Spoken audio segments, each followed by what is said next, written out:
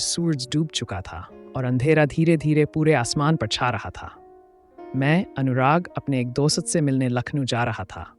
घर से निकलते समय सोचा था कि जल्दी पहुंच जाऊंगा, लेकिन काम की वजह से देरी हो गई और जब मैं उन्नाव पहुंचा तब तक रात के 10 बज चुके थे। अगली बस लखनऊ के लिए रात के 12 बजे थी। मैंने सोचा कि बस स्टैंड पर थोड़ा आराम कर लूं, लेकिन उन्नाव का बस स्टैंड एक अजीब सी वीरानी में डूबा हुआ था। बस स्टैंड पर कुछ पुरानी धुंधली लाइटें टिमटिमा रही थीं। चारों ओर सन्नाटा पसरा था। दिन में ये जगह शायद भीड़ भाड़ से भरी होती होगी, लेकिन अब रात के समय यह एक भुतहा जगह जैसी लग रही थी। वहाँ कुछ लोग थे, लेकिन सभी अपने काम में मशगूल थे और कोई भी बात करने का मूड नहीं दिखा रहा था। मैंने एक बेंच पर जाकर बैठने की कोशिश की, लेकिन वहाँ की ठंड अजीब सी थी, जैसे किसी पुरानी जगह की ठंडी हवाएं शरीर के अंदर तक घुस रही हों। करीब आधे घंटे बाद मुझे कुछ अजीब लगने लगा। एक बूढ़ा आदमी जिसकी सफ़ेद दाढ़ी और पुराने कपड़े थे मेरी ओर देखकर मुस्कुराया। उसकी मुस्कान में एक अजीब सा डरावना भाव था, जैसे वह कुछ जानता हो जो मैं नहीं जानता। वह धीरे धीरे मेरे पास आया और बिना कोई भूमिका बांधे बोलने लगा, तुम नए हो यहाँ? रात के समय यहाँ रुके हो? सावधान रहो, यहाँ जो दिखता है वह सच्चाई नहीं होती। आप कहना क्या चाह रहे हैं? मैंने थोड़ी घबराहट के साथ पूछा। वह आदमी रहस्यमय तरीके से हंसा और कहा, यह बस स्टैंड सिर्फ दिखने में सामान्य है, लेकिन हर रात कुछ न कुछ अनहोनी होती है। यहाँ बसें आती हैं, लेकिन हर कोई उन बसों से वापस नहीं आता। उसकी बातों में मुझे सच्चाई कम और भूतिया कहानी ज़्यादा लगी। मैंने उसे अनसुना करने का फैसला किया और मोबाइल में व्यस्त हो गया, लेकिन मन के किसी कोने में उसकी बातें गूंजती रहीं। जैसे ही मैंने सिर उठाकर चारों ओर देखा, मुझे एक चीज़ समझ में आई।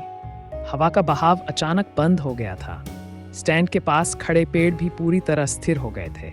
आसपास का वातावरण बेहद अजीब और असहज महसूस होने लगा। अचानक दूर से एक बस आती हुई दिखाई दी। उसकी लाइटें अंधेरे में चमक रही थीं और जैसे जैसे वह पास आई, मुझे महसूस हुआ कि कुछ गलत है। बस की हालत बेहद खराब थी, जैसे सालों से कोई देखरेख नहीं की गई हो। बस के टायर चिल्ला रहे थे और उसमें से अजीब सी आवाज़ें आ रही थीं। लेकिन ये बस उस बूढ़े आदमी की चेतावनी के बावजूद बस स्टैंड पर आकर रुक गई। मैंने अपनी घड़ी देखी। रात के 11 बज रहे थे। ये बस मेरे शेड्यूल से पहले आ गई थी। बस के अंदर झांकने पर मुझे वहाँ कोई यात्री नहीं दिखा। ड्राइवर भी अपनी सीट पर झुका हुआ था। उसकी नज़रें सीधी सड़क पर थीं, लेकिन उसकी आंखें बंद थीं। मुझे लगा शायद वह सो गया हो, लेकिन इससे पहले कि मैं कुछ सोचता, बस के दरवाजे अपने आप खुल गए। मुझे कुछ अजीब सा महसूस हुआ। मैंने अपने कदम पीछे खींचने चाहे, लेकिन मेरे पैर मानो जमे हुए थे। तभी उस बूढ़े आदमी की आवाज़ मेरे कानों में गूंजी, मत चढ़ो इस बस में, यह तुम्हें कहीं और ले जाएगी। जो इसमें चढ़ता है वह कभी वापस नहीं आता। लेकिन मेरी जिज्ञासा मुझ पर भारी पड़ी। मैं खुद को रोक नहीं पाया और धीरे धीरे बस की सीढ़ियों पर चढ़ गया। अंदर का माहौल बेहद ठंडा था और एक अजीब सी बदबू फैली हुई थी, जैसे यहाँ किसी चीज़ की सड़न हो रही हो। मैंने सीट पर बैठते ही देखा कि ड्राइवर ने अपनी आंखें खोलीं और उसने मुझे एक घूरती नज़र से देखा। उसकी आंखें बिल्कुल सफ़ेद थीं, उनमें कोई पुतलियाँ नहीं थीं। मेरी रीढ़ की हड्डी में एक सिहरन दौड़ गई। कहाँ जाना है? उसने एक गहरी खुरखुराती आवाज़ में पूछा। लखनऊ, मैंने कांपते हुए कहा। उसने बिना कुछ बोले बस स्टार्ट कर दी और हम धीरे धीरे आगे बढ़ने लगे। बस के खिड़कियों से बाहर देखना और भी भयावह था। बाहर की दुनिया बदल चुकी थी। जहाँ पहले शहर के लाइट्स और इमारतें थीं, अब वहाँ सिर्फ घना जंगल था। पेड़ ऐसे लग रहे थे जैसे किसी डरावनी फिल्म से निकले हों। हवा में अजीब सी सरसराहट थी जो मेरे कानों में चुभ रही थी। बस तेजी से जंगल के अंदर बढ़ने लगी। थोड़ी देर बाद बस अचानक रुक गई। मैंने खिड़की से बाहर देखा। एक पुरानी टूटी फूटी हवेली दिखाई दी। हवेली के चारों ओर धुंध फैली हुई थी। इस जगह का माहौल बेहद अजीब और डरावना था। ड्राइवर ने मेरी तरफ देखा और एक डरावनी मुस्कान के साथ कहा, यहाँ उतर जाओ, तुम्हारा सफ़र यहीं ख़त्म होता है। मैंने हिम्मत जुटाकर कहा, मैंने तो लखनऊ जाने के लिए कहा था। वह हंसा। उसकी हंसी में एक ऐसा डरावना पागलपन था कि मेरी नसें ठंडी पड़ गईं। तुमने इस बस में चढ़ने की गलती की है। अब तुम्हें वही मिलेगा जिसका तुमने कभी सपना भी नहीं देखा होगा।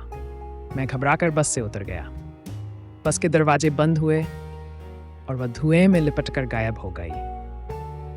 मैं अब इस अजीब सी हवेली के सामने खड़ा था। हवेली से कोई आवाज़ आ रही थी, जैसे किसी के रोने और चीखने की मिली जुली आवाज़ें हों। मैंने अंदर जाने की हिम्मत जुटाई, क्योंकि वहाँ से भागने का कोई और रास्ता नहीं था। हवेली के अंदर का माहौल और भी डरावना था। पुराने ज़माने का फर्नीचर टूट फूट चुका था और दीवारों पर धूल और जाले जमे हुए थे। हर जगह अजीब सी आवाज़ें सुनाई दे रही थीं। जैसे ही मैं अंदर बढ़ा, मेरे सामने एक औरत खड़ी थी। उसका चेहरा झुका हुआ था और वह सफ़ेद साड़ी में थी। उसके बाल खुले हुए थे और उसके पास से ठंडी हवा का झोंका आ रहा था। मैंने धीरे से पूछा, आप कौन हैं? उसने धीरे धीरे अपना सिर उठाया। उसका चेहरा बिल्कुल विकृत और खून से लथपथ था।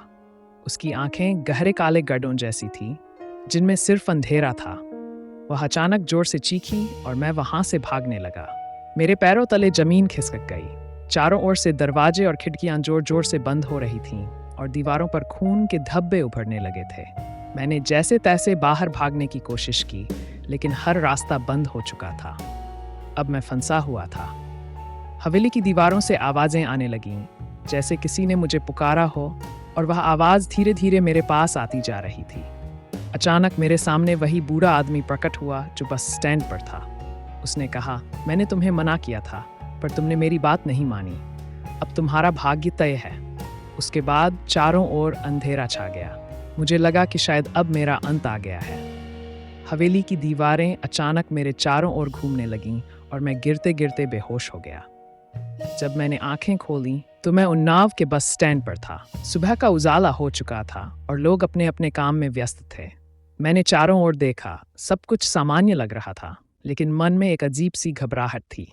क्या ये सब एक सपना था, या फिर मैंने सच में किसी भयानक जगह का सफ़र किया था?